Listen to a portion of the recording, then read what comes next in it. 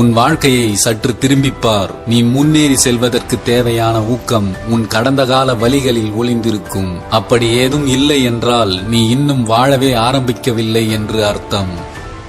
உன்னால் முடிந்தவரை உன் வேலைகளை இன்றே நன்றாக செய்.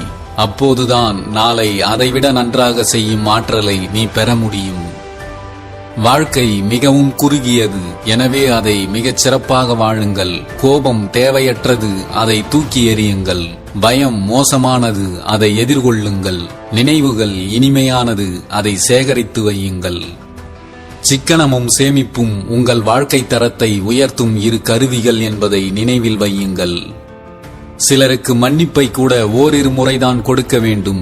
ஒவ்வொரு முறையும் கொடுக்கும் போது நாம் ஒரு குற்றவாளியை உருவாக்குகிறோம் என்பதை மனதில் வையுங்கள். செய்யும் வேலையை உனக்கு பிடித்தவாறு முழு மனதுடன் செய். வெற்றி கிடைக்காவிட்டாலும் நிச்சயம் அனுபவமும் நிம்மதியும் கிடைக்கும். வாழ்க்கை என்பது ஒருபோதும் நீ எதிர்பார்ப்பது போல் அமையாது. ஆனால் நீ எதிர்பார்ப்பது போல் நிச்சயம் உன்னால் மாற்றி அமைத்துக் கொள்ள முடியும், உன் சிந்தனைகள் சரியானதாக இருந்தால். ஆர்வமும் உழைப்பும் மட்டும் இருந்தால் உங்களுக்காக ஒரு கதவு அல்ல 1000 கதவுகள் திறக்கும்.